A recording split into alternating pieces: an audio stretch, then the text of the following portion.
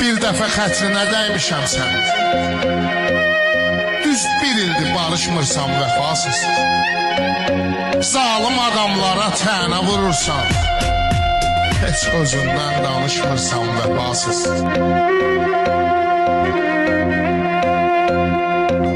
İstəsən gələrsən hərdən yanıma. İstəsən gələrsən hərdən yanıma. Özün gəlib görüşmürsən vəfasız.